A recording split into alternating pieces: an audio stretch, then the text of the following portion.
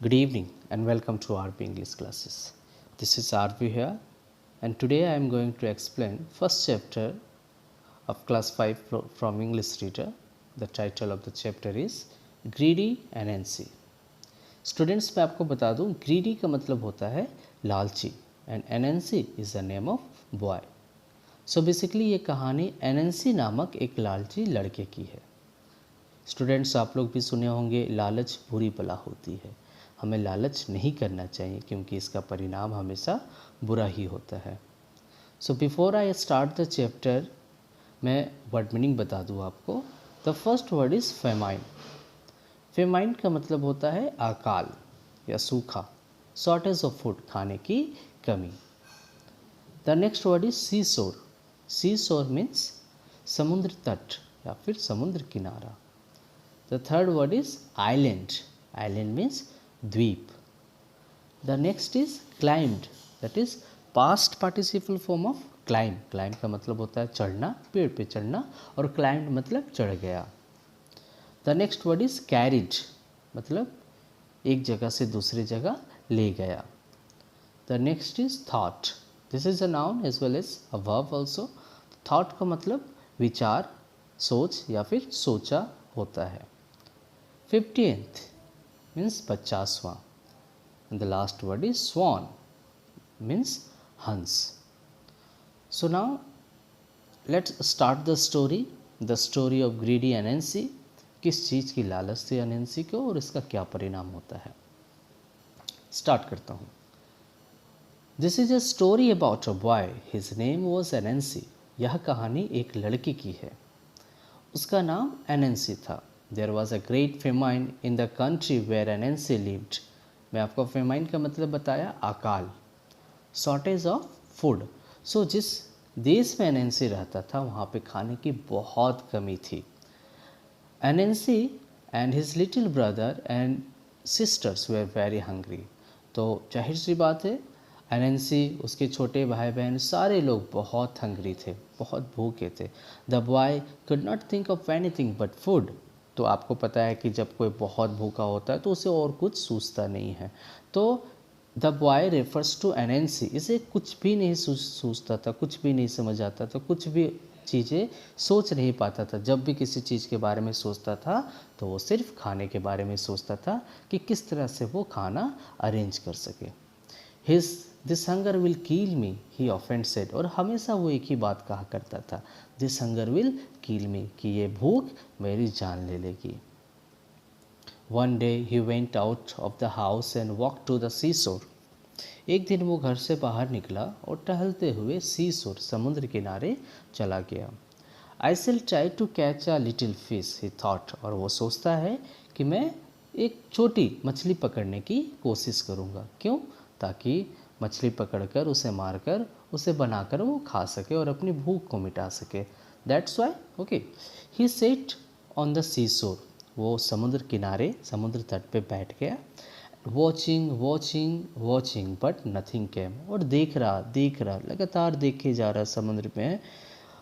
किस चीज़ का इंतज़ार कर रहा? ताकि कोई मछली आए और उसके कांटे से फंस जाए. लेकिन कोई नहीं आया, मछली नहीं आई. But nothing came. Then suddenly he saw a green island in the sea. तभी अचानक जब वो मछली पकड़ने की कोशिश कर रहा था लेकिन मछली तो मिलती नहीं है और उसकी नज़र एक ग्रीन आइलैंड पे चली जाती है. NNC climbed into a little red boat. Boat means now. NNC climbed into a little red boat. वहीं पे वो देखता है समुद्र तट पे एक लिटिल रेड बोट, एक लाल कलर का बोट, नाव था वहाँ पे. And soon he came to the green island. तो वो नाव पे चढ़ के ग्रीन आइलैंड तक पहुँच जाता है. He got out of the boat, stood under the tree and looked up at big nuts high above him. और वो क्या देखता है, उस द्वीप पे वो जब जाता है और बोट से उतर के एक पेड़ के नीचे खड़े हो जाता है. एंड लुक्ड अप, ऊपर की ओर देखता है तो उस पर क्या उसे दिखाई देता है, big nuts high above him, कि उस पेड़ पे बड़े बड़े नट्स लगे हुए थे. नट्स मीन्स अखरोट लगे हुए थे. He tried to climb up the tree and get the nuts but that was not easy. ठीक है, तो चूँकि वो भूखा था, फर्स्ट में तो वो सोचा कि किसी तरह से मछली फंस जाए, वो मछली को मारकर उसे बनाकर अपनी भूख मिटाएगा, लेकिन मछली तो उसके हाथ आया नहीं। इसलिए वो द्वीप पे पहुंच गया और यहाँ पे द्वीप पे देखता है कि एक बड़ी से पेड़ के काफ़ी ऊपर, काफ़ी ऊंचाई पे कुछ नट्स लगे हुए थे। ही ट्राई टू क्लाइंब अप, ठीक है, वो उस पेड़ पे चढ़ने की कोशिश करता है एंड गेट द नट्स, ताकि उसे नट्स मिल जाए। But that what not easy, it was not so easy, लेकिन ये इतना भी आसान नहीं था। ही tried again and again but he could not get the nuts. तो वो काफ़ी बार कोशिश करता है, वो बार बार कोशिश करता है। क्यों? क्योंकि आप सबों को भी पता है बच्चों की, कोशिश करने वालों की कभी हार नहीं होती, ठीक है। He tried so many times but he could not get the nuts they are laughing at him. तो ऐसा लगता है मानो कि नट्स उस पर हंस रहा है, नट्स उसका मजाक उड़ा रहा है कि तुम लाख कोशिश कर लो, मैं तुम्हारे हाथ आने वाला नहीं। I will get you my dear nuts, और ये भी उसे जवाब देते हुए दिख रहा है कि मैं तो तुम्हें पाके रहूँगा, ठीक है, मैं तो तुम्हें हासिल करके रहूँगा। And he tried again and again to get the nuts, और वो फिर से बार बार कोशिश करने लगता है। सो एनेंसी एक बहुत ही जिद्दी लड़का है, वो इतना जल्दी हार मानने वाला नहीं है। At last he got one nut, और फाइनली उसको एक नट मिल जाता है, वो हासिल कर लेता है। नाउ आई हैव यू, और वो भी कहता है कि अब देखो मैं तुम्हें पा लिया। ही क्राइड, वो चिल्ला के कहता है कि देखो मैं तुम्हें पा लिया। He tried to throw it into his little boat. अब तो वो ये कहाँ है, अभी पेड़ पे चढ़ा हुआ है, तो अगर वो पेड़ पे चढ़ा हुआ है, पेड़ से उतर कर फिर उस नट को अगर बोट में रखता है, so it will take too much time, तो इसमें काफ़ी ज़्यादा समय लगेगा, और फिर से उसे पेड़ पे दोबारा उसे चढ़ने के लिए वो कठिनाइयों का सामना करना पड़ेगा। और इसीलिए वो क्या करता है कि ऊपर से ही, पेड़ के ऊपर से ही नट को नीचे, जो उसका लिटिल रेड कलर का बोट है, नाव है, उसमें फेंकने की वो कोशिश करता है।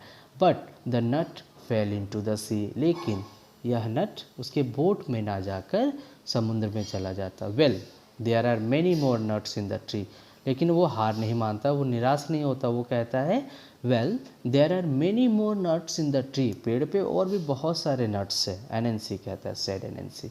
But the second nut fell into the sea too, too means भी, लेकिन जब दूसरा नट वो बोट में फेंकता है तो वो भी, दूसरा वाला नट भी समुद्र में चला जाता है। 7 टाइम्स दैट हैपेंड, और ऐसा ही कितने बार होता है? 7 टाइम्स वो नट्स को तोड़ता है और नीचे बोट पे फेंकने की जब भी कोशिश करता है, और मे बी बोट से टकराकर वो नट समुद्र में चला जा रहा है। 7 good big nuts were in the sea, बड़े बड़े नट्स समुद्र में चले गए थे। द विंड मीन्स हवा, the wind carried them far away, और समुद्र में हवा के कारण जो लहरें आती है, वो लहरों के कारण समुद्र का पानी नट्स को दूर बहा ले जाती है। The boy cried and cried, वो चीखता है, बहुत रोता है। But nuts have no ears, ठीक है, बच्चा पेड़ से चीख रहा है, चिल्ला रहा है, रो रहा है, लेकिन नट्स हैव नो ईयर्स, तो नट्स के तो कान नहीं होते हैं कि वो सुन के वापस आ जाए। वो पानी के बहाव के साथ बहता गया। They did not come back, they refers to the nuts, वो नट्स वापस नहीं आते हैं। Then NNC went to the forest, ठीक है, अब एनएनसी निराश होकर पेड़ से उतर जाता है और अंदर जंगल की ओर चला जाता है। ही saw a little house there, और वहाँ पे क्या देखता है एनएनसी? एक छोटा सा घर, जिसे हम लोग कोटेज कह सकते हैं, COTTAGE, कोटेज का मतलब होता है कुटिया। वहाँ पे वो एक कुटिया देखता है। An old man came out of the house, उस घर से, उस छोटे से घर से एक बूढ़ा व्यक्ति बाहर निकल कर आता है। You can see in the picture also. यहाँ पे एनएनसी काफ़ी डिसअपॉइंट होकर वो जंगल में आ जाता है, और जंगल में वो क्या देखता है कि एक छोटा सा घर है, उस छोटे से घर से एक बूढ़ा व्यक्ति बाहर निकल आता है और शायद एनएनसी को कुछ दे रहा है। What do you want here my boy? asked the old man, और वो पूछता है कि तुम्हें क्या चाहिए बेटा, बताओ मुझे। Do not be afraid of me, मुझसे डरो मत, ओके, मुझसे डरो मत। If you want something then please tell me, अगर तुम्हें कुछ चाहिए तो मुझे बताओ। I shall just try to help you, tell me everything, मुझे बताओ, जो भी बात है मुझे बताओ। So Anansi told him about the famine and about his hungry people. तो अनंसी अपने गांव में जो सूखे की जो अकाल अकाल चल रहा था उसके बारे में सब कुछ इस बूढ़े व्यक्ति को बताता है कि ऐसा ऐसा बात है, गांव के सारे लोग भूखे मर रहे हैं। ठीक है, सो सारा चीज़ इसे बता देता है। और समुद्र तट पे भी उसके साथ जो कहानी होती है, then he told the old man about the nuts and cried again. फिर वो नट्स के बारे में भी बताता है कि गांव में ऐसा स्थिति है, उसके बाद मैं यहाँ इस द्वीप पे आया और मैं नट्स तोड़ने की कोशिश किया, 7 नट्स से तोड़ भी पाया, लेकिन सारे के सारे समुद्र के लहरों के साथ बह गए। ठीक है, the old man took Anansi's hand and said. तो ये बूढ़ा व्यक्ति बहुत ही अच्छा था। Okay, the old man took Anansi's hand, वो एनेंसी के हाथों को अपने हाथ में लिया और कहता है, डोंट क्राई माई बॉय, मत रो बेटे, I have something for you, मेरे पास है कुछ तुम्हारे लिए। It is better than nuts, और विश्वास करो ये उस नट्स से कहीं बेहतर है, कहीं है।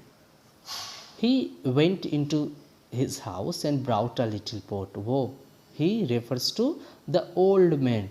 The old man went in to his house and brought a little pot. और वह आदमी, वह वृद्ध व्यक्ति अंदर जाता है, एक छोटा सा मिट्टी का बना हुआ घड़ा बर्तन अपने साथ बाहर लेकर आता है। Take it home and give it to your mother. और बूढ़ा व्यक्ति क्या कहता है कि ये तुम अपने घर ले जाओ और इसे अपने मम्मी को दे देना। Take it home and give it to your mother. Okay, अपने घर ले जाओ और इस बर्तन को अपने मदर को दे देना। When your mother wants to make dinner for her family, she must only say, okay, pot, pot, what you did for the old man, please do for me. कहता है, ये वृद्ध व्यक्ति से समझाता है कि इसे तुम अपनी माँ को दे देना, और जब भी उसे तुम बच्चों के लिए खाना बनाना होगा ना, तो खाना बनाने की ज़रूरत नहीं है, सिर्फ इस मिट्टी के बर्तन के सामने कहना है। क्या कहना है? Pot pot, what you did for the old man please do for me. मतलब पोट पोट, जो तुमने उस वृद्ध व्यक्ति के लिए किया, प्लीज़ मेरे लिए भी वो करो। तो समथिंग लाइक मैजिक, ये एक मैजिकल पॉट था। आप लोग और भी बहुत कहानियों में सुने होंगे ना, एक स्टिक के बारे में, मैजिकल स्टिक के बारे में, कि छड़ी घुमाई और जो भी मांगा वो हो गया। फिर आप अलादीन के चिराग के बारे में सुने होंगे कि चिराग को ऐसे रगड़ना पड़ता था, रब करना पड़ता, तो उससे एक जिन निकलता था जो आपकी सारी इच्छाओं को पूरा करता था। तो यहाँ भी कुछ ऐसा ही है। इस पोट के सामने बस खड़े होकर कहना है, pot pot, what you did for the old man please do for me. तुमने जो वृद्ध व्यक्ति के लिए किया, मेरे लिए भी ऐसा करो। ठीक है, और उसके बाद कुछ जादू सा